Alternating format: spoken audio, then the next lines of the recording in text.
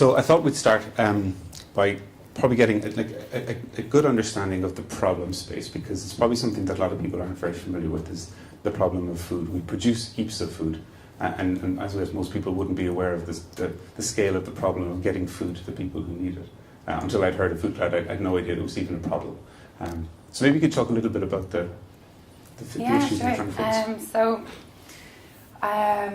Actually, I wasn't aware that food waste was a problem until I first met my co-founder, and she was doing a master's in environmental science in Trinity, had been previously working in London, and had seen a lot of grassroots initiatives that were working to basically get surplus food from food businesses that didn't need it and bring it to people who did need it. And when she came to Ireland, it wasn't there, and the solution didn't exist.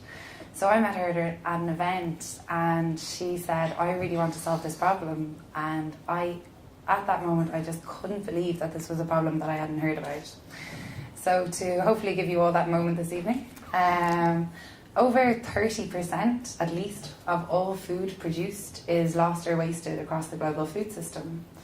That globally is 1.3 billion tonnes of food. If food waste was a country, it would be the third largest emitter of greenhouse gas emissions after China and the US, and food waste accounts for 8% of all greenhouse gas emissions. If you could take 25% of all of the food that is wasted and give it to the people globally that need food, they would all have enough food to eat. That is how much food is going to waste. So in one hand, we've got 795 people around the world who are malnourished. And on the other hand, we're wasting all of this food. And by 2050, we have to feed a population of up to 9 billion people, and hopefully do this in a sustainable and equitable way.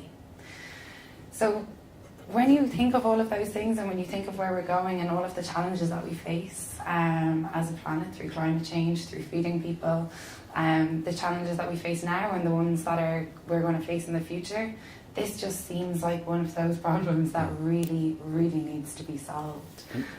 Talk a little bit about the suppliers. So when you say supplier, are you talking about cafes and restaurants? Are you talking about the farmers and the co-ops, or is it the multiples, the retailers who are sitting in between?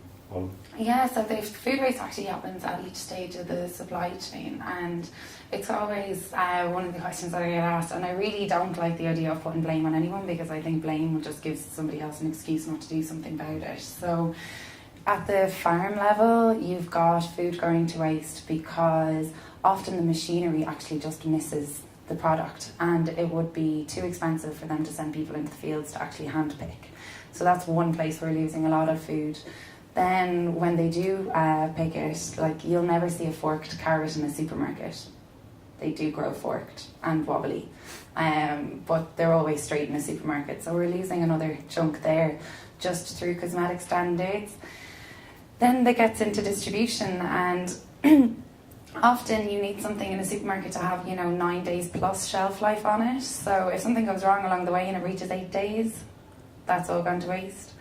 Then it goes into the supermarket and we just don't buy it. Then it often goes to waste. Then sometimes we do buy it and then we don't eat it, and then that goes to waste. That's why I think it's more than 30%. But so really at each stage of the supply chain, and I think there's often just a lack of awareness. People don't look at this food as waste. It's just, we're just so used to wasting it that we don't look at it as food anymore. I always think of, if you say the way that we've gotten so used to recycling, people don't really view cardboard as waste anymore. But food, we just scrape it off our plate, or we look in the fridge and something's gone off and you just throw it in the bin and you don't really think about it.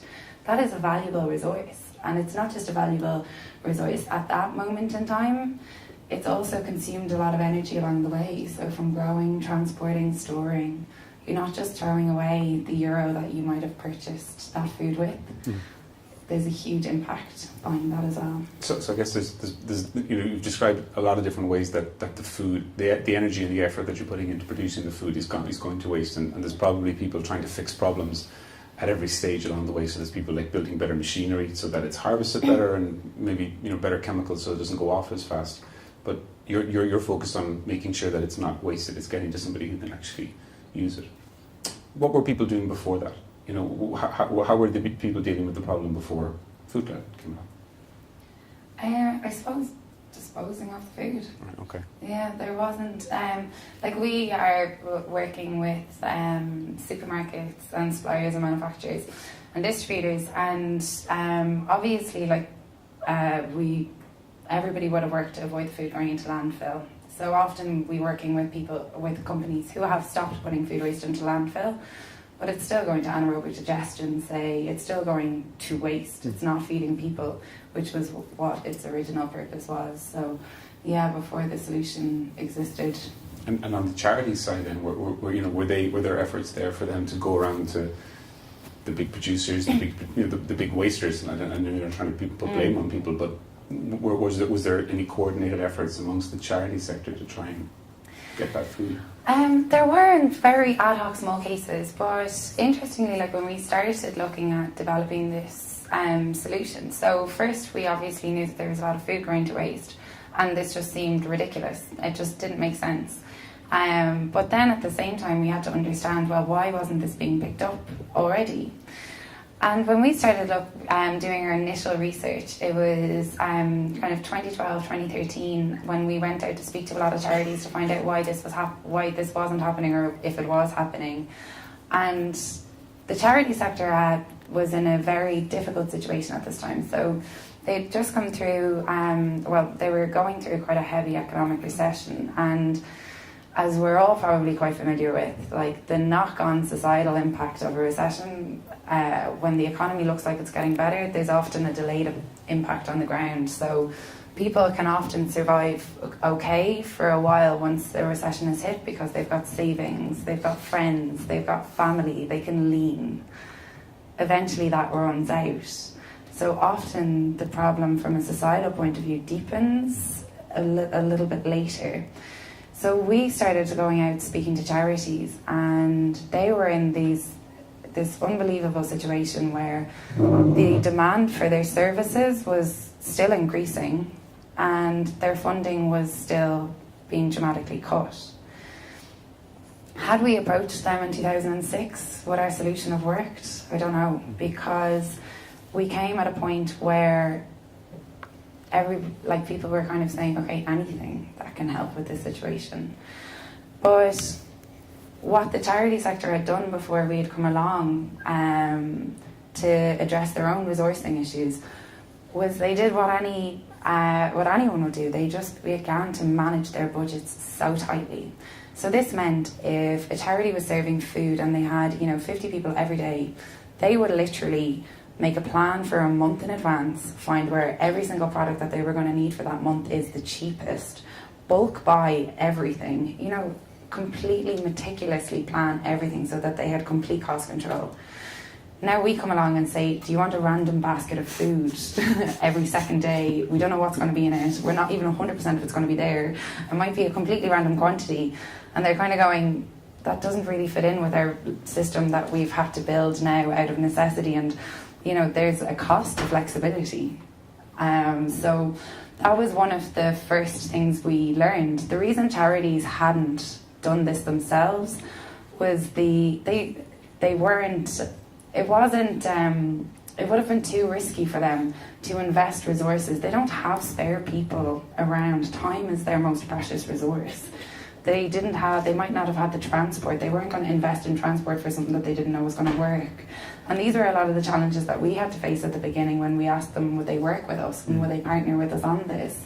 Was it even difficult to get to talk to them about, because it's sort of like, I'm too busy to talk to you about the thing that's going to save me time? People were very nice and very open, I must say. Like, the amount of people that opened their doors to us at the beginning, even people who opened the door going, we'll talk to you, but you're crazy, this is not going to work. Because often a lot of the charities we'd worked with had actually set out to do this previously, and it didn't work. And it's because there is a bit involved in kind of managing the relationship between the business and the charity. So built into our solution now, and thankfully we learned this from quite an early stage from the charities, was There's a risk for the charity and the business to get into a relationship, because if somebody messes up on one side and damages it, they're in a very local community. So sometimes it's easier not to get into it to begin with. So for example, if a business says, we're going to donate to you every week, but then the staff member who's responsible for it is ill and they forget to do it one week and the charity's let down, that business's reputation is on the line. Or if something goes wrong and a staff member is rude or something happens in the shop, the business is a bit nervous from getting in, and vice versa. The charity said to us, well, what if we say yes, that we will pick up every Wednesday, and then one Wednesday we can't? What if a volunteer cancels? What if a car breaks down? So we've actually said, well, what if we just do that and manage that bit for you? So if you cancel, we'll try and find another charity, but we'll take the hit of it, because we've said to the business that we'll guarantee collections, and vice versa to the business. We say, well, we'll make sure that it's easy. All you have to do is make your food available every evening. We'll find the charities, we'll make sure that there's collections, we'll make sure if anything goes wrong, it will be dealt with seamlessly. So you're carrying all the risk there? Yeah, for both sides? And just making it as easy as possible for them to want to enter into this. Because it is local relationships at the end of the day that make it work. So it's probably very different solution, and managing that relationship between the two sides is probably very different from what you expected you were going to be doing when yourself and Neil first set out on this. Probably the gap between what it was you actually ended up doing. Yeah, well, fortunately we didn't have a fully formed idea when we first started doing this, so we were kind of in an extreme learning mode and trying to find out as much as we could from as many different businesses and charities. But what actually led us on that, I think it was about a month. It was actually when we were in Launchbox at Trinity that we spent a month just visiting and speaking to as many charities as possible. And it was because when we first looked at a solution, we went in with the assumption that if you make free food available, everyone's just going to want it, like from the charities, because of course charities just want free food.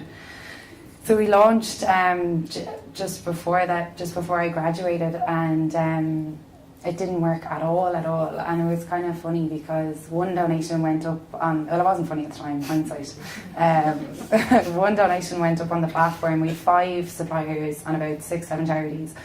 And the donation was for courgette and brie soup, and about like a few portions and like 10 sandwiches or something. And we were so excited. So one charity, who the guy I knew personally, went and drove across the Dublin city centre to pick up this soup and sandwich. And I remember ringing him afterwards being like, so how did it go? Like, really excited about this. It must have been amazing. He's like, well, I feed 80 people 3 meals a day, and I just spent 45 minutes driving across the city centre to get about food to feed 5 people, and to be honest, nobody really wants courgette and brie soup. So he was kind of like, you might kind of need to go back to the drawing board on that one, and that was when I didn't realise that time it costs something, and it's not like, that 45 minutes was incredibly valuable to him. It would have been easier for him to buy food than spend 45 minutes driving across city centre in traffic. So that was the first realisation where we were like, okay, we know there's food waste, but we really don't get why this hasn't been happening already. So our ultimate goal was solve the food waste problem, obviously, but the problem that we were trying to solve at that moment was why charities weren't picking up food from local food businesses. It wasn't why food is going to waste. And I think that was a kind of difficult way, but nice and quick way to learn that our focus wasn't totally there. Talk about the very start. Talk about realising that this was a problem, and coming up with the obvious solution. Sure, why wouldn't charities want food? We'll just give it to them. Right? But what do you think you were setting out on? Was this a sort of I'll do this for 6 months, solve the charity food problem, and move on to something else? Yeah, so when we first set it up, it was part of Enactus. So Enactus is it's an organisation, but it's kind of set up in universities as a society, wherein it gives students the chance to learn and try out social enterprises. So we actually thought we were starting a college project that, you pass on to the next cohort of students. fortunately, like one of the great things about Enactus was we actually got through people that were involved in it. They gave us really great introductions, and it was the first time as a student that like I got to meet like the head of operations for Ireland's Compass Catering, and I was like, you know, such a big deal. And they were like, yeah, I'd never sign up to this if it's run by students. What? And then I did the same thing with another company with Starbucks, and she was like, look, absolutely love it. I think, like, you know, your passion's there, you're onto something. She was like, come back to me when you graduated. It's like, all right. Obviously, like, from a food business point of view, like the food safety risk, even just the organisational logistics, like everything, they were kind of looking, going, this isn't quite there. In fairness, in the US, there are a lot of student groups that do this kind of thing, but in the US, this is a very well established practice. People have been redistributing surplus food in the 60s. They even have a federal law in place to protect businesses who donate their food. In Ireland, this hadn't really been done. So we were starting something new, and I think we had to kind of figure out how new it was that we were doing. There was a lot of kind of naivety at the beginning of it, and stubbornness, and going like, why isn't everyone just doing this? So like, talk about some of those early obstacles then. Like you're going out, you're talking to the suppliers, and they're saying yes but no, and you're getting knocked back. Like, why not at that stage just chuck it in and find something easier to do for your Enactus project? Like what did you see in it that made you want to keep pushing forward? Like, really, like the kind of stubborn and the naive thing. So like, really just would not believe that this couldn't happen, because it just had to. Like, it just didn't make any sense. Especially when you get to see some of the food, and you're kind of going, this is crazy. Like, it just, and like I still get that moment when I see a lot of the food that's going to waste. I still will look at it and go like, what? Why? Even though I know more about why now than I did before. But really, yeah, it didn't, like, you're looking at the UK, they've been doing this since the 80s. We're not that different. You're looking at the US, they've been doing this since the 60s. There's been a European network established since the 80s. Like, you know, in the late 80s, Germany developed an amazing network, and Ireland, a very foodie nation, quite well known for our philanthropy and being pretty sound, isn't doing it. It just didn't make sense.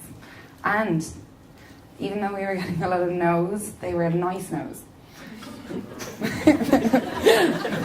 But like, loads of people are naive, and loads of people are stubborn, and loads of people do student projects. Like, why you? Why still now are you? You know, you're not still naive. You're not still.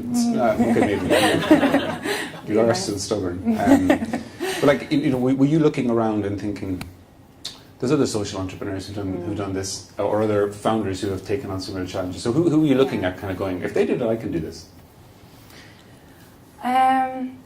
Well, I suppose as well, like, I've always been really interested in food, and like when you're at that stage in university and you don't really know what you want to do, like I did BES in Trinity, and the reason I did it was because I had no idea what I wanted to do, and it was really, really broad. So I was like, right, well, I can't go too wrong if there's this many kind of options. And at that stage, like, you know, you're like, what would I fancy doing, like, day to day? And it was like, I was in a very, like, I do not know space, but I was kind of quite socially conscious, and I really liked food. And I knew I didn't want to just sit at a desk because I didn't have the attention span. So all of those things combined, I was kind of looking at this going, really? Like, could I actually end up with a job that's surrounded by food, is doing something really socially conscious, and keeps me out and about, and constant, like, changing environment and stuff like that? So I kind of, in my mind the whole time, was like, this would be really cool if I actually got to continue working on something like this the whole time. But I wasn't really sure of it. And then it's hard to really actually remember who at that time that I would have been kind of, I don't think I was that familiar with entrepreneurship. Like, I still had that image that an entrepreneur was this person sitting in a shop waiting for a customer to walk in on their own. And like, that was, if somebody said, do you want to be an entrepreneur? Kind of like, ooh. That could be grim, unless you got loads of customers. But I wasn't that familiar with the kind of, entrepreneurship as we all know it today, with the startups and stuff. And then Launchbox probably 100% was the first time that I was introduced to that. And then you're like, whoa, there's like a community of people. Everybody wants to, like, help each other out and give advice and stuff like that. That is like, it is amazing how many people want to help and give advice, and that itself is really a constant motivator, that you see somebody who you're really impressed by and they're saying, of course I'll give you an hour and give you my time and answer your questions. And every time somebody actually says that, when you're in that very early, this could make or break any day, like, you know, you kind of are constantly going, tomorrow I might not be still working on this because something could happen. So did anybody say, so when you were looking at it, you were, you know, becoming aware that this is much more than just a quick student project and this is something that you could be spending a lot of your time on, did anybody say, this is a terrible idea? This is, you don't know what you want to do, but taking this on is like the worst idea for you personally. Yeah, I had a really shitty one.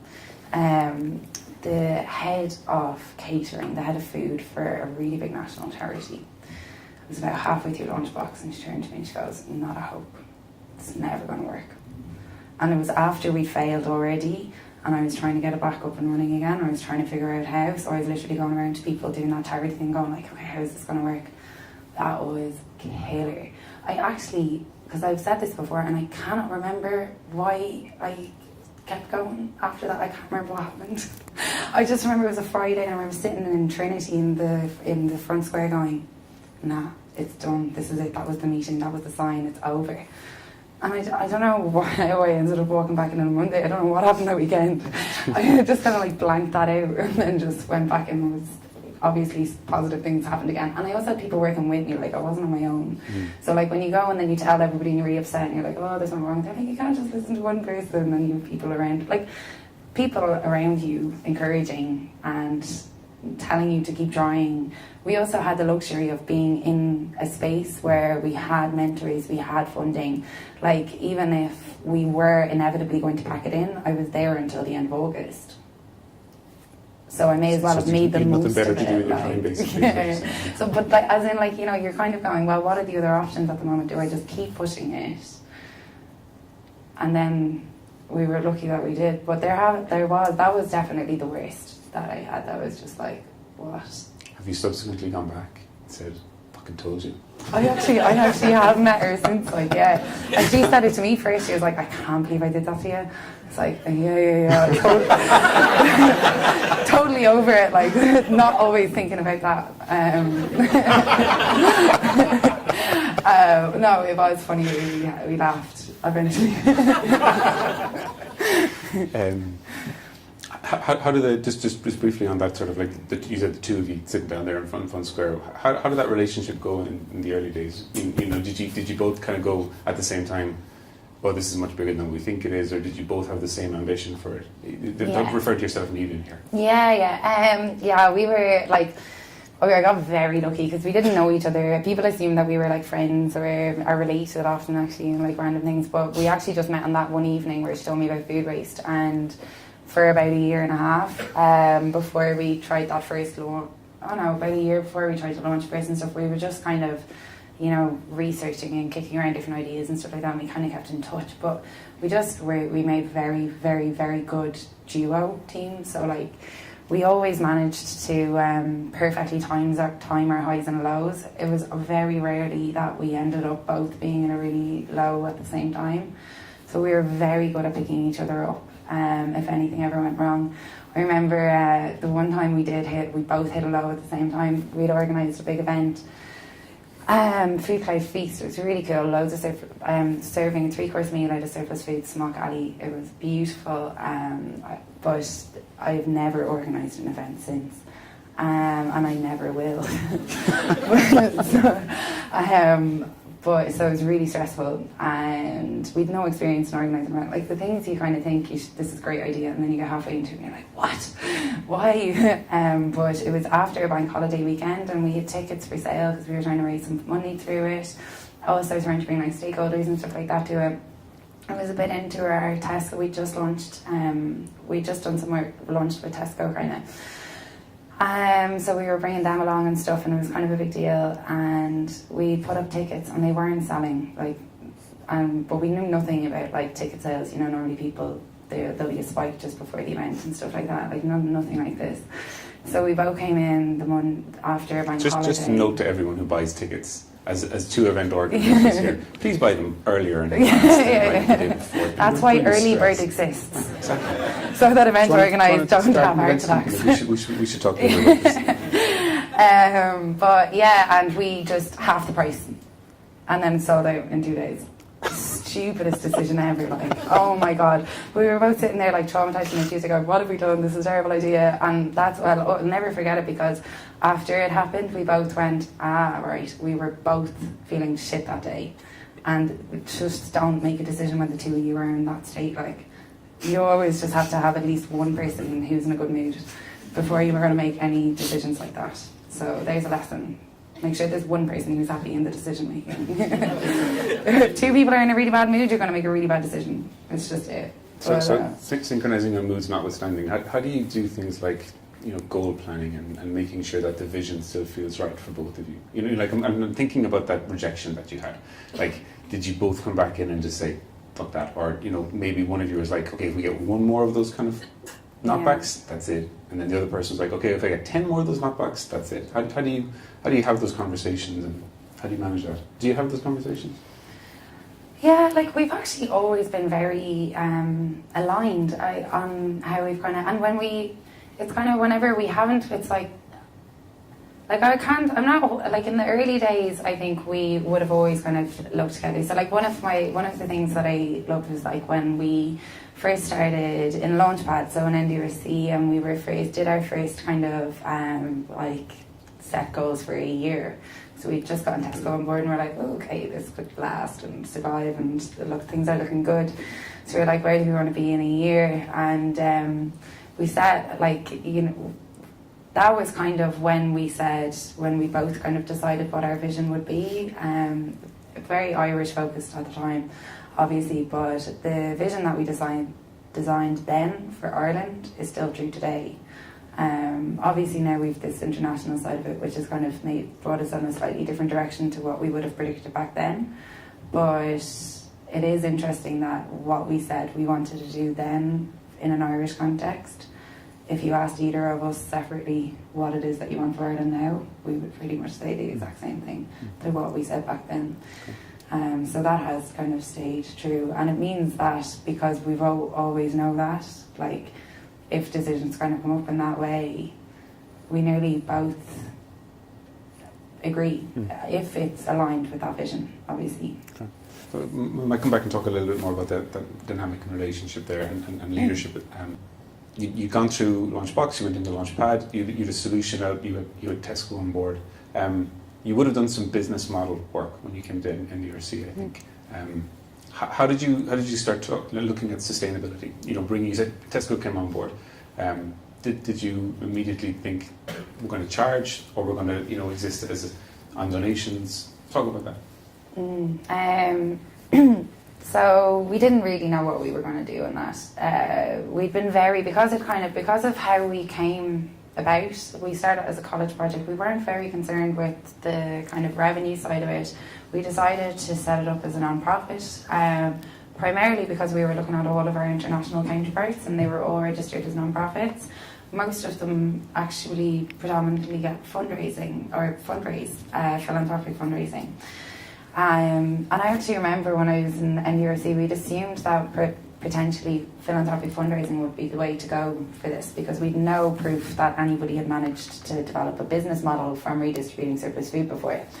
And I remember speaking to a few people who were kind of in the philanthropy space and just going, oh, this is like setting up a whole other thing, because I had no experience in that area, neither did even. We just managed to figure out a solution for a supermarket, but having to learn that entire thing as well when there was only two of us, plus manage this Tesco thing, seemed next to impossible. So we kind of made the decision that we really have to try and focus on getting Tesco to pay for it, and we had them in a trial. We did get quite lucky because we got really good contacts in Tesco. One of them who actually works for us now, which is really cool. And he loved the idea of what we were doing, and he really wanted to see it work. So he actually said to us, this is how much I think you could potentially save Tesco, and this is what I think we should go in with, because I know that you're going to need, because we said, well, basically the government shouldn't pay for this because we're solving it, the polluter pays principle. So if you're polluting, you should pay for it. The government shouldn't be paying for which is essentially what food waste is from their point of view.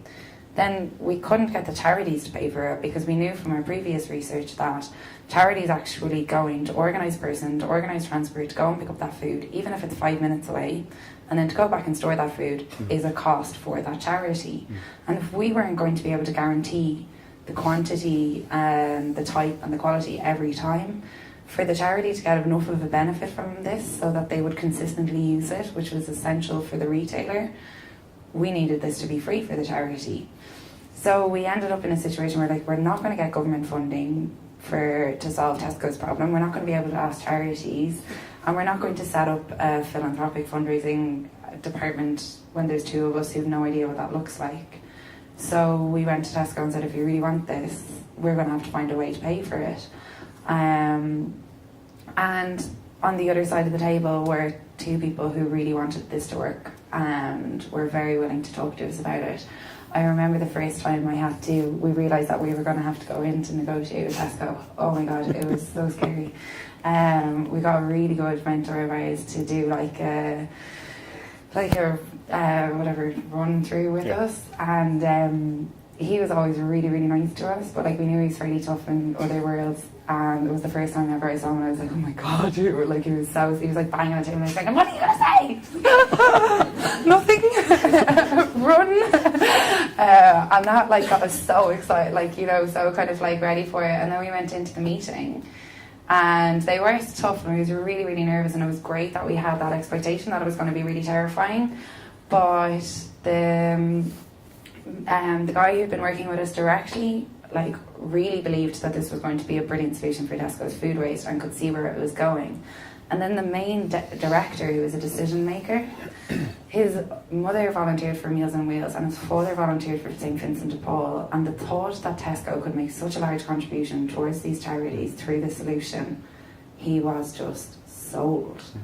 So what we thought was going to be really tough actually worked out, and it was about halfway through the meeting that I can't even remember how it goes up, but he just started telling us, and then the two of us just went, oh, he gets this. Oh, thank God.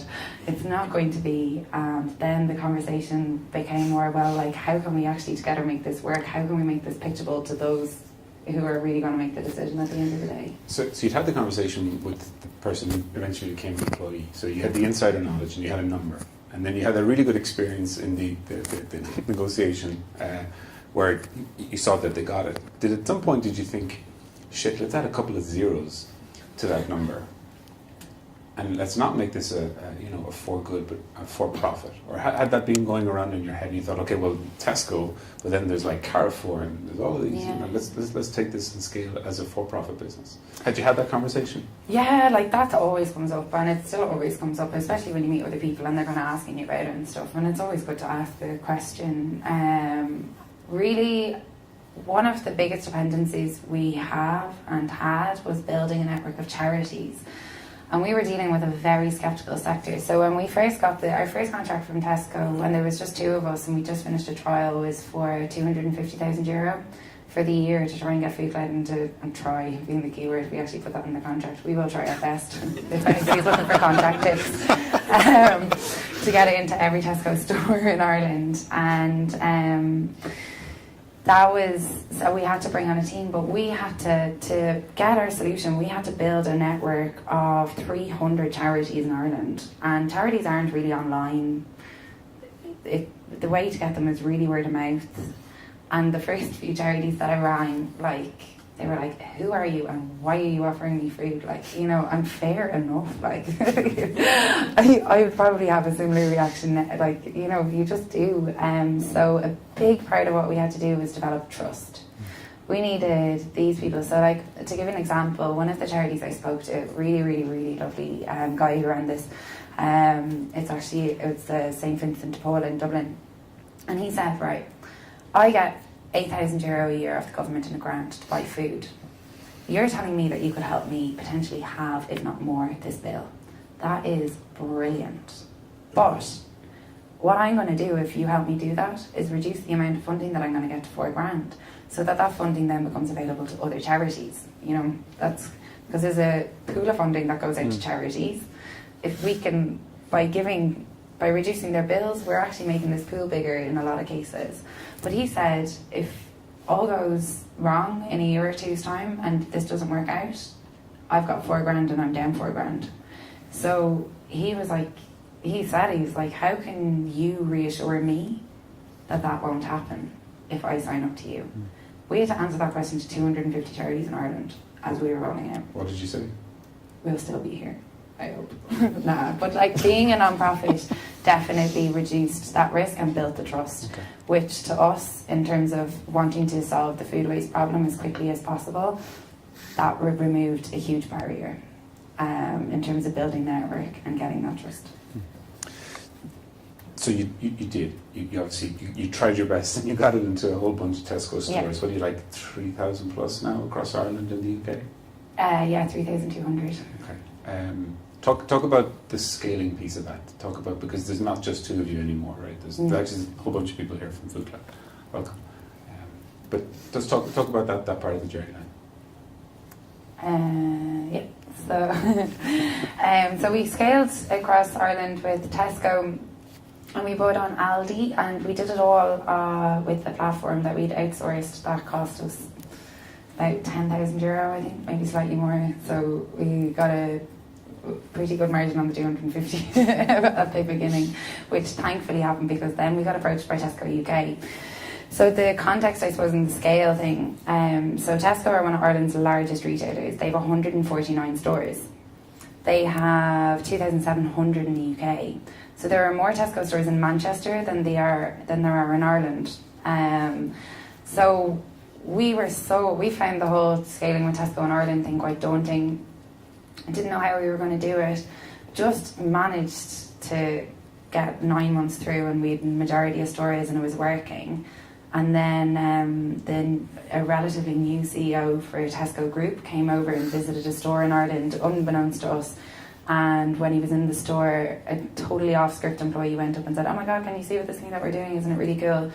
And Tesco is a global company. One of their three ambitions is, like their three major focuses, is eliminating food waste from their operations. So, and the CEO had come from Unilever, who have always had a very big food waste remit as well. So it was kind of a stars aligning moment, depending which way you look at it, in that Tesco already had this global remit. A new CEO who had come from a company with a similar remit, who wanted to actually reinforce this ambition in Tesco and raise the ambition in Tesco around food waste, came to a store in Ireland we didn't know, and an employee decides to tell him about this work that they're doing, even though nobody in Tesco Ireland had planned to tell him yet, because it was still relatively new. He loved it, and a month later we were asked if we could go to all of the Tesco stores in the UK, even though we had only written Ireland into our plan. So this wasn't in the plan. Just talk a little bit about the structure of the company or the organisation at that stage. It wasn't just the two of you at that point. No, there were 6. Okay. So we were still in our first 6, and we were busy running around to every corner in Ireland. So we physically visit every single store, when we started. So to sign on 149 stores, somebody had to go to every store. So we were very kind of like road showing around the country, giving training to staff, getting signed up, finding charities. And this was kind of in the middle of that. But the big thing was that obviously our platform that was being supported by countless Excel spreadsheets and stuff to try and make it all work was not going to scale that to that extent. So we needed to kind of look at how. Also, actually, Tesco wanted us. They really wanted to embed this into their processes, so they wanted to integrate our technology with the scanners that they have in the store. So instead of staff using a mobile phone to notify a charity and let them know what food's available, our system would be integrated on the app that's on the phone, would actually now be on the scanners that they have in store. So this was another huge piece of work. So at that stage we had to make the decision, are we going to say yes to Tesco, which we kind of have to do, and bring the technology in-house, or are we going to run away? I don't really know where the choice was. But so we decided to go for it, and it meant that we brought on our first developer and started building the system. And that was a huge change, because what we thought we thought like the technology was kind of it was a small part of what we were doing, because we'd just gotten it outsourced and we just had this thing and it just worked just about barely, and it was fine, and it would have been fit for purpose for Ireland really, with a lot of support and a lot of manual processes behind it. But to go to the UK, unless we wanted to create a 500 people team, we needed a technology that was a lot more efficient and able to manage the scale. Talk about how your day-to-day had changed over that 6 months, because if you've got 6 people on the team, you're not able to just do your thing anymore of like, talking to the suppliers and the retailers and the charities. You're managing people now as well in some respects. So, what was, as you started that scaling process within Ireland and then looking at what was happening in the UK, what was surprisingly hard and surprisingly easy as your role changed? Yeah. I'm definitely very lucky that we got really good people around us, just to put that phrase, because I definitely was not a manager. Like, I'd never been managed. I had a job in Dunnes Stores previous to this, which was a great experience, but not quite what you need when you're in a startup and you've got a growing team. But like I'd say it was definitely challenging for the people who first joined. We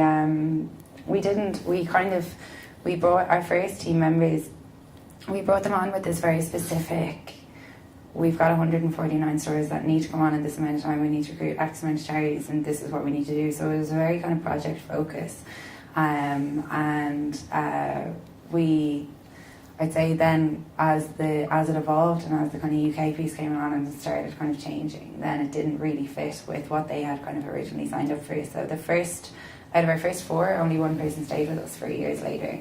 And that was, like, it wasn't even a difficult thing. Like, I'd still get on with them now, because it was just about a year into it, we're like, this isn't exactly what it was when we joined. And I think that's one of the big things with a startup. Every 6 months the company can look completely different.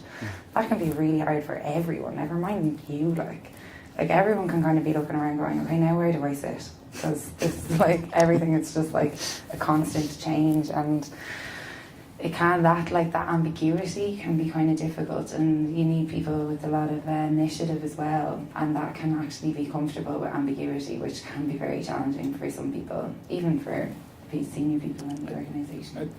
I'm really interested in understanding, because a lot of when the challenges that CEOs have when they're scaling out their teams and they're hiring is making sure that the values that they have around the growth of the company match what the employees have. And what you're doing is particularly challenging, because you're not just saying, here's the values of how we work as a company, but there's also the values of the mission. We're literally changing the world. So how do you hire for that? Do you say, what was the last thing that you donated to charity? Tell me the last 5 things that you've done. It's a good news today. I would have failed that one.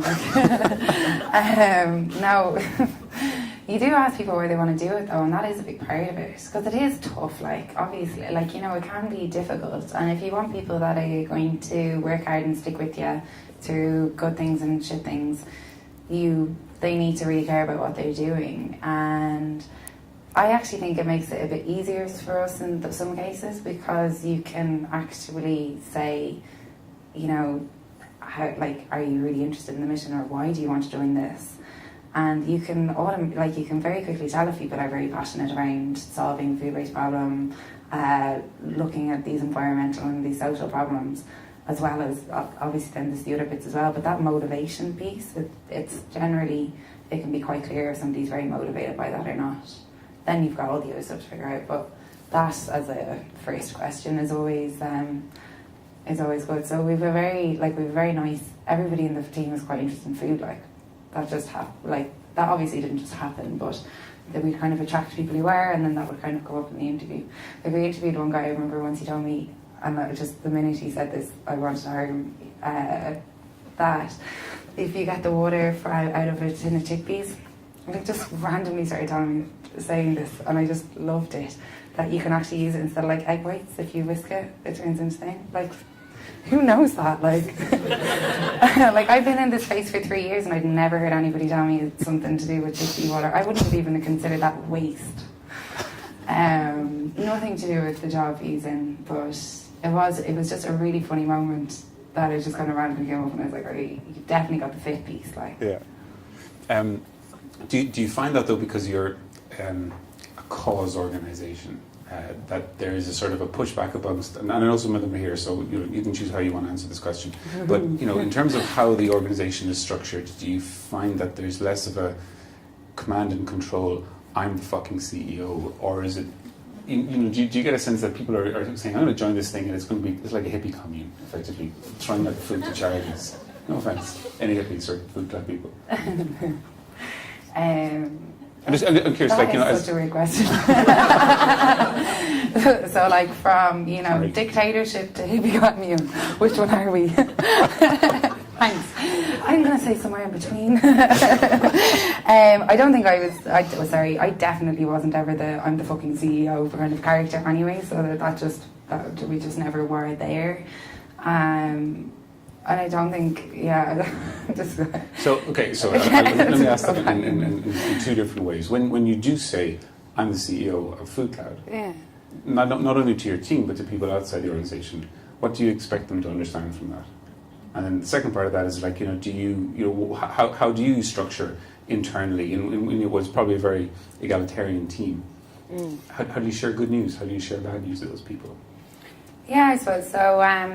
Definitely, for myself, I've definitely been a more like externally focused CEO. Like, I love the problem, learning about the problem, and the developing the kind of like network part and getting to understand that kind of part of it. Now that we've grown, I want to get a lot more of a better understanding on the kind of how the organisational design piece works. Like, we've 44 now, and communication is hard. Like, I don't think everybody knows that's in our team. And most CEOs, entrepreneurs that I speak to always say it's like another problem you're trying to solve as you grow. And so you've got your problem that you're trying to solve as a company, but then you've got the company itself, and how can that be best structured? And definitely it hasn't been something that I've had a big focus on previously. I've been very lucky that I've had people with more experience who've helped put a lot of those structures in place. But now it's something that I am increasingly interested in, because we've reached a stage now that we have come through. So the last 2 years were very intensive scale mode, because we had this contract with Tesco and we had to scale into the UK. So like, we grew, I suppose, to put it into context, like, the amount of food we have redistributed to date is the equivalent of 25 million meals. Over 12 million of them happened last year. So, if you spread that out on a graph, like, the last 2 years, in terms of the amount of stores we brought on, we had went from 200 to 3,200. And when you're in that kind of intense growth mode and you're bringing people on in the team and stuff, I definitely didn't turn around and say, okay, actually, how is this, and put a lot of effort into thinking how it's going to work from a team point of view. So it's very difficult in hindsight to grow the business in terms of trying to figure out, get more businesses on, grow with your current customers, hire everybody in the team, and put all of the structure thing in place. You definitely shouldn't try and do all of them at once if anybody wants a lesson out of that. So how did you approach that then? I tried to do all of them at once and I didn't do it very well. Thanks. What would you change? Would you step away completely from the day-to-day of the organisation? No, I'd say one thing that we were kind of trying to figure out so we had the Tesco project and that was great. I probably would have just dropped one thing off the to-do list last year, or found a better way to kind of split it out. And kind of, I don't know, it's kind of hard to say in hindsight, but definitely we stretched ourselves last year with that. And it's great because now we're kind of in a really good place that we have that breathing space to look back and say, okay, what did we do last year and what we could do better this year? And I think that's really important. But definitely the lesson that I think everybody felt coming out last year was we tried to do too many things at once, which is totally a classic startup problem, because you're faced with an incredible amount of opportunity and you're really passionate about solving the problem. So how do you actually not want to go after everything and try everything? You have to be very kind of controlled in that. Is it difficult because you're, and this is a rare thing in the world of technology and startups, you're unique. You don't have peers. You can't say, I'm going to look like my competitor. I'm going to hire the same kind of people that they hire. I'm going to structure myself the same way that they do. So how when you look around for peers and for advice and mentorship, where do you go? I suppose, you'd have to kind of, so obviously having a very good understanding of the food industry and the retail sector, and we'd have a few mentors and people that would be close to the organisation from the food industry, which is very helpful from that regard, but you kind of have to mix and match. And obviously on technology as well, we need a lot of support and mentorship in that area. And then looking at other food redistribution organisations. So there are other organisations that redistribute food internationally, and there are others who use technology. We have a counterpart in the US who are fantastic. They do what we do except with restaurants, and they've got like 17,000 outlets donating all across the US and now some in Europe as well. And we have a brilliant relationship with them because they're restaurants and we're supermarkets, and they've been very, like, I've gone over to visit them and some of the team have, but they're 20 years doing this. And it's great talking to somebody that kind of understands a lot of the challenges and stuff that you're facing and can share some of their knowledge with you. And we have a competitor in the UK as well who's actually beaten us in certain contracts and vice versa. And we'll definitely always want to speak to him whenever we're at an event or something and find out what's really annoying him lately or something, because it's and similar, like, and I know he'd feel the same way, because you're talking to somebody and you're like, there's very few people that understand exactly the challenges in the same way that you do. So even though, like, we do, like, I remember once we were literally neck and neck on a contract with a retailer, and I was just kind of joking about it. I was like, oh, we'll see, but then, like, seriously, can we share some insights and stuff like that, because it is interesting to hear from other people, or at least sympathise and give each other the look. Like, you know, oh, it's hard, isn't it? Oh, yeah. What's it like when somebody beats you? I mean, like, if the mission is to get food to people who need it, do you step back and go, great, and then move on to the next one, or does it? It's a nice place to be when you're a non-profit, because at least you know if somebody is, like, we used to joke about it, myself and even when we were first started working with Tesco, because people used to say to us, you know, what happens if Tesco just, like, steal your idea and do it themselves? We're like, what? That could happen? Oh my god. I mean, the third largest retailer could just do this themselves and then we wouldn't have to do it. Like, that would be, like, imagine you inspire the third largest retailer to eliminate food waste and they just did it all on their own.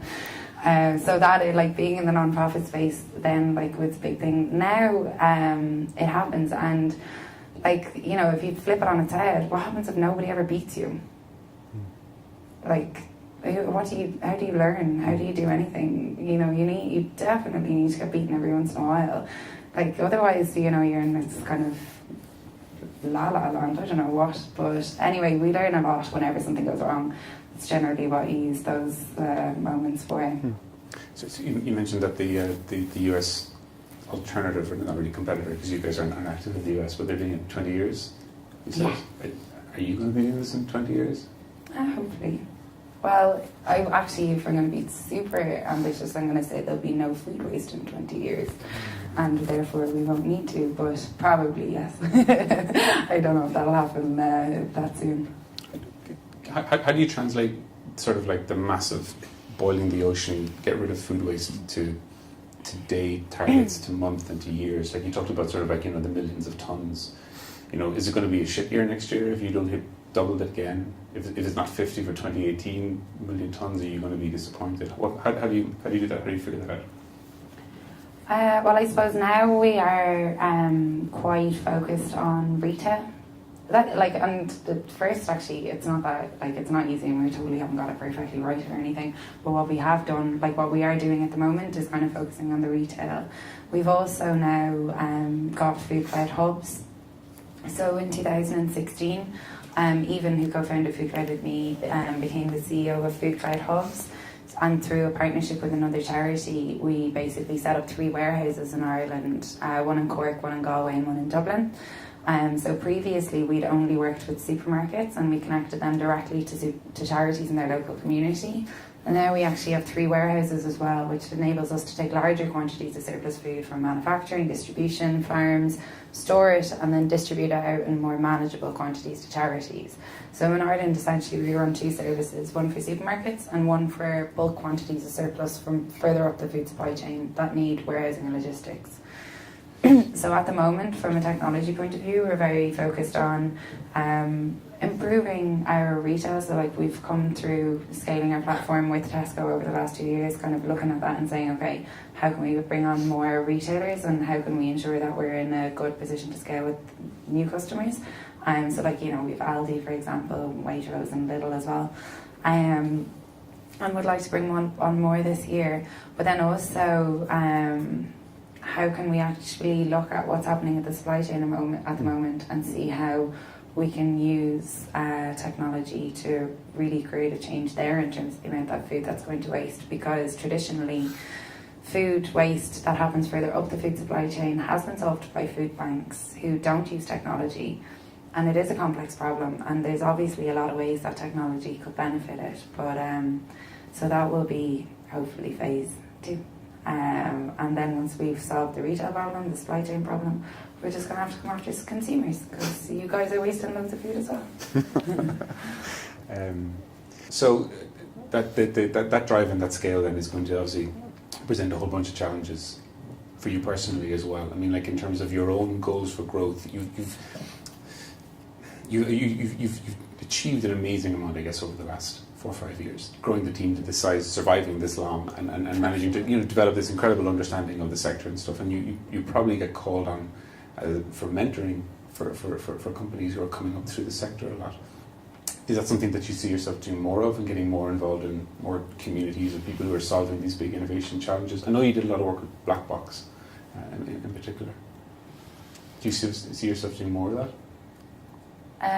Yeah, so I was on the Black Box program. I wasn't mentoring anyone. I Probably definitely couldn't do that quite yet.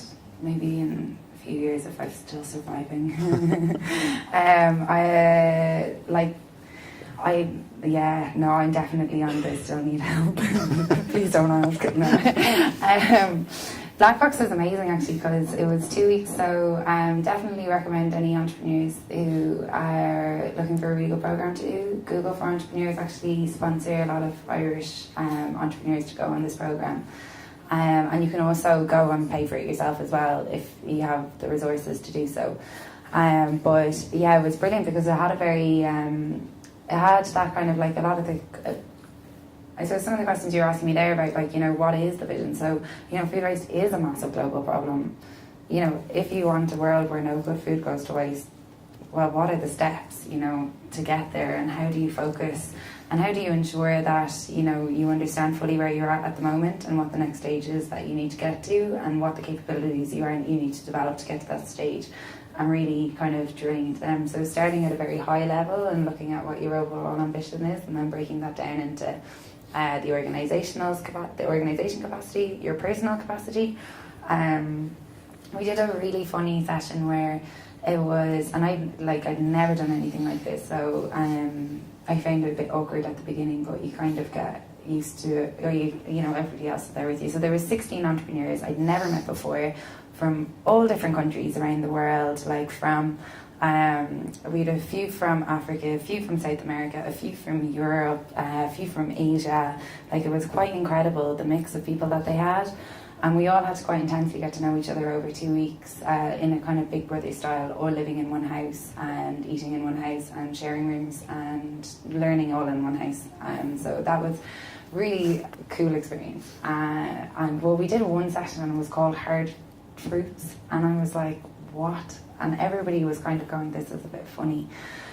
But actually, it was a thing where everybody had to say like, okay, what are the things, you know, we've spoken a lot about the organisation's ambitions and what the vision is and articulating it and how you're going to get there. What do you personally think is holding you back from doing it? And everybody went, oh, like, do I have to answer this question? Like, you know, it makes everybody really uncomfortable. But it was very funnily done because everybody had to give issues, and then we had to pick issues, and then everybody had to vote on them. And the issue that got the most votes, like almost everybody raised their hand with it, was my lack of willpower can be crippling. And this guy basically said, you know, sometimes I just don't finish everything that's on my to-do list. And then I have to go and I have to talk to my team, and I'm like, you know, you haven't finished all of your work, but then you know you haven't finished all your work. So you're like, oh my God, what, like, who am I? Like, this person who's telling people to do stuff that I haven't even done yet. And like, you know, like, I'm like, oh, should I even be here? And it was so funny because like the most confident entrepreneurs in the room would be very, I would have looked at and gosh, these people haven't got a problem in the world. We're like, yeah. And everyone looked around, they're like, oh, okay, so it's kind of, everyone's human, everyone's vulnerable, everyone has problems, no matter where you are. And often we share these and we don't even know it. I thought that was really, and from a personal point of view, that just kind of makes you go, all right, okay, you know, not everybody hasn't figured things out, and you are allowed to learn on the go and be afraid and all of the things that come with that. Okay, last question for me, so then before we pass on, but that's fascinating, right? So how did you take, and like I'm not going to dive too much in because it sounds like it was really personal, sort of like, you know, closed group there, but how did that change you? How did that change then how you brought Iseult back into FoodCloud with the rest of your team? It makes you a bit more okay with not being perfect at things, and obviously you know that already, but being okay to show that and being kind of confident with that. So, you know, you don't want to let people down when you have a team. So you think that you always have to be like, you know, obviously not perfect at everything, but at least be in a like very good place all of the time. And then when you kind of realize that, okay, everyone, there actually was one guy, which I thought was really funny, 1 out of 16 people who said, don't relate to any of these problems. I sleep really well at night. What's wrong with you people? Everybody decided that he was the weirdest person out of the 2 weeks of us. So that was the nice conclusion of, if you don't have any problems, there is something wrong with you. Just to let you all know. But it definitely kind of gives you more confidence in that. And then that makes you a bit more confident in yourself. And if you're a bit more confident in yourself, you're obviously going to be better at a lot of things as well. So I don't know, just kind of a general like awareness and being okay with everything not being perfect and there being problems and being not 100% confident. Are there ways that you can see how that has changed how the team works because you've changed your approach? It's only the second week of January. I got back in December. I will answer that in 6 months, or maybe I'll let some people from the team answer in 6 months. Okay, cool. I'm going to leave it there for our questions, but we're going to go to the audience. We've got a couple of roving mics, and if you want to have a hand up to ask a question, so go.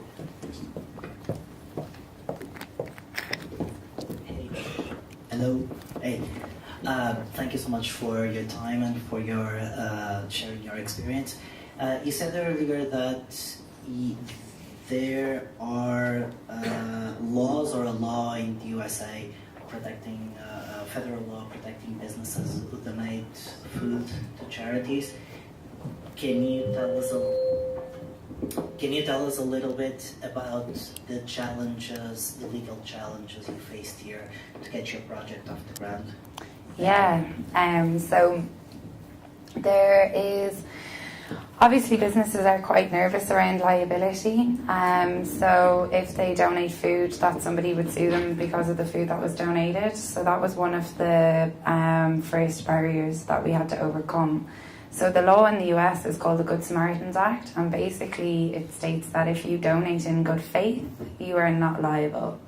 So we tried to replicate that as best we could in contracts.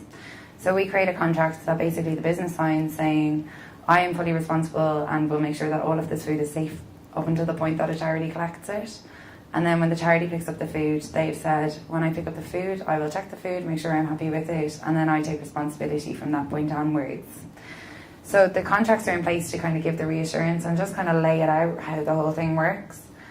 In reality, that's just how it works anyway, because if a food safety incident happens, you trace back from when the incident happened to find out who was at fault. And if the charity was negligible, the fault falls with the charity, the vice versa. If the business was negligible, the fault will fall there, no matter what the contract is. But I think that just made it very clear for people where the liability falls. Also, in history, no one has ever successfully been sued for a food donation. So I don't know where this fear came from, but I think it's more of a reputational fear that if a supermarket was brought in publicly for giving somebody food that made them ill, particularly in the form of a donation, that would be the risk. But in terms of from a legal point of view, it was more of a perceived risk we were dealing with than anything else. Great, thanks.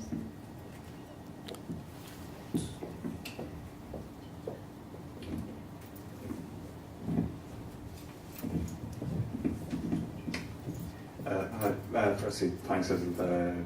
Really enjoyed the talk. And I just wanted to ask, you probably get this an awful lot, but I was actually interested and I did a few events with like Launchpad, not Launchbox as such, for like sort of venture me and a couple of college mates developed.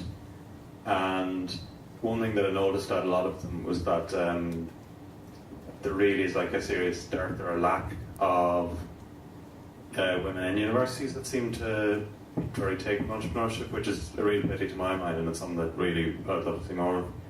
What is it that do you think would be, what's like the best way to remedy that, or to bring up like a gender balance in terms of more women looking to work for themselves, whether it's in social enterprises or like just all out sweet money like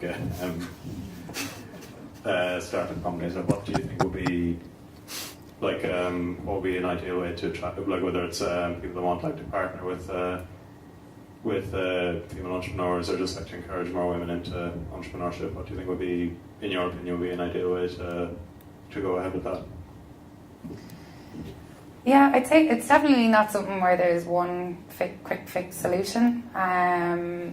It definitely needs a lot of different efforts, probably all happening simultaneously. Like, I suppose one thing I'd say is obviously definitely awareness. So like, a lot of entrepreneurship is now, and a lot of startups are driven from the IT sector. And like, if you go a few steps backwards, like there's a fundamental problem with the amount of women in STEM. So that's kind of, a root cause of the problem as well. So obviously, encouraging more women to get into STEM subjects is one area that needs to be a focus. But to go back to one of the first things that I said, that image where I literally thought an entrepreneur was the lonely person waiting for a customer in a shop. Like, I did not know that there was more beyond that. I didn't even know what I was starting to do was entrepreneurship. I probably didn't realise until I was going into Launchpad and then GRC that we were starting a company. I remember it was August that year that we had to register, and I was like, what? So I think that from an awareness point of view, and there being more kind of like role models in the sector as well. There aren't that many, like there are, but they're not that, like getting the word out there a lot more and showing examples of other women who have done it. So definitely like getting more women to entrepreneurship events and trying to get them more involved, and like getting the word out there that this is a possible career path. Like, it is a difficult decision to make, to decide to go down the entrepreneurship route. More difficult, less difficult, depending on your stage of life. Like, I was lucky, I was a student, I was used to living off very little, so there wasn't a huge, like the risk for me wasn't huge, like from nothing to nothing. I just knew it couldn't last that long. That was the only thing. But other people are deciding to give up careers, and that can be huge. So I think trying to help people understand what that risk is and support people through it is a big thing. I don't know, that's like, I know my co-founder found it a bit more difficult because she was working, she had a good job at the time, she was an environmental consultant, and for her to make that decision to leave her job and to work on this full time was much bigger, and it took her, she sat in it for 3 months. But 3 months after we had Tesco, like in a trial phase, in fairness, but I could see how big a deal it was for her to do it. And now, I'd say if she kind of spoke to other women who are in the same situation, that could kind of help. So definitely a lot more kind of introducing people to and being very open about the challenges that are faced. Like, it's not easy, and it's not easy to make that decision, especially if you've got a job already or if you've got kids.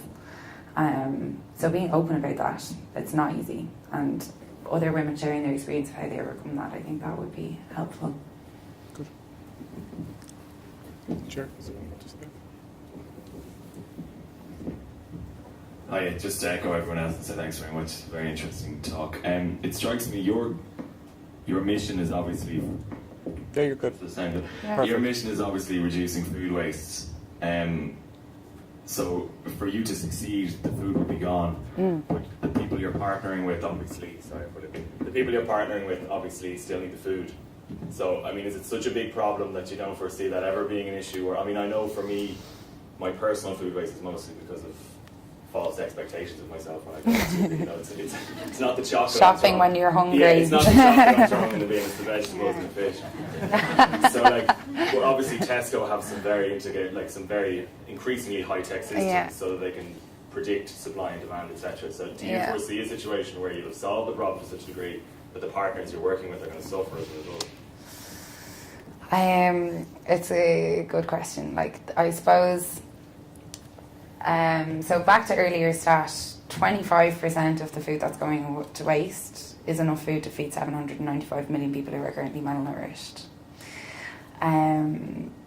So I don't think, but like this is a big think question because I don't actually know 100%. So if we got to a point where there was no food going to waste, we would have a completely different food supply chain, a much more sustainable and a much more equitable food supply chain. And in my idealistic world, if we had that, we wouldn't have the people who need the food because we'd have a food system that works. So I think if food waste is gone, so is the need. But again, I'm sure there are loads of economists who'd give out to me for saying that. I think there was a question. Ross, just there one.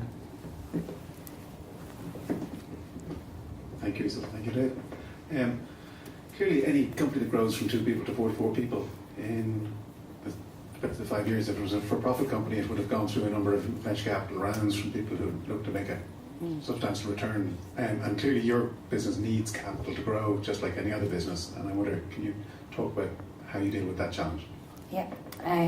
So on the FoodCloud side, we were fortunate that from the beginning we had a revenue model with the supermarkets. Tesco set a nice precedent for us that any other retailer that we went to would pay upfront for the service. So originally 80% of our funding came from earned income on the FoodCloud side, and then about 20% was from grants. This year, because we went through a faster growth spurt, it'd be slightly lower, it'll probably be around 70-30. But we've been able to bridge the gap then with grants and award income and some philanthropic donations. Then on the Hub side, because the Hubs is a separate registered charity that we set up in partnership with another organisation, actually 60% of their funding comes from the government. So 30% is from a community employment scheme, 30% is actually running an EU programme on behalf of the government.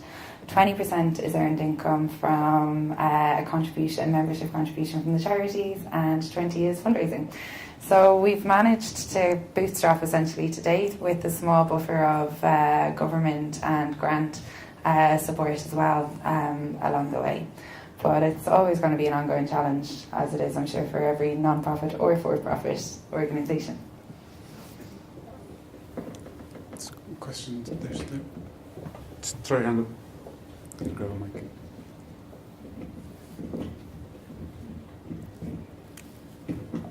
Hello, my name is Garrod. I'm an early stage startup based in Kerry, but we're trying to provide a solution for businesses to become more accessible to people with autism. And how do you manage the day-to-day, getting bogged down from the day-to-day runnings of your business to kind of step back and prepare for the future and make plans for the future? Schedule planning. It's really hard. We literally just were talking about that about 5 minutes before I walked up here. That never goes away. You're always trying to balance the day-to-day and the future planning. And I definitely haven't figured that one out yet, but like, give yourself the time to plan and schedule it in and get everybody on board. But yeah, you're always going to be asking yourself that question. Sorry. Time for maybe 1 or 2 last questions before we wrap. Anybody?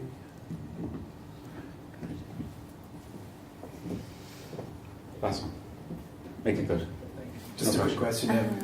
How did you solve the transport problem? Did you just put the onus on the charity to pick it up, and how do you say? Do you give them a time, or just if you could let us know about that? So, depending on the retailer, they make the food available at a certain time every day. So the charity knows what time they're going to pick up. We also give the charity allocated days, so they know, so they can kind of plan in advance relatively well that they know they'll be picking up from this place at this time, at this day.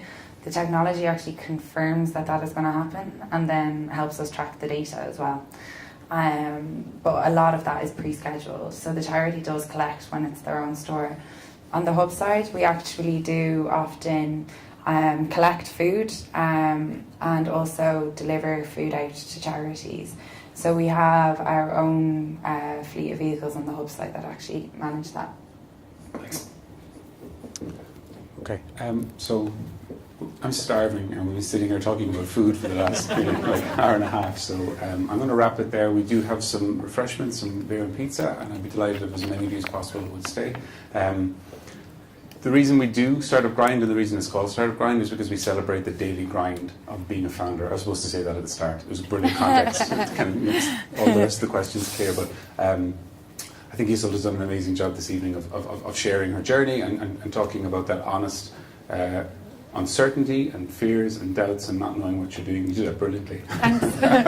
But I really appreciate all the effort and energy that both she and yourselves put in tonight. So let's get a large round of applause, please, for Iseult.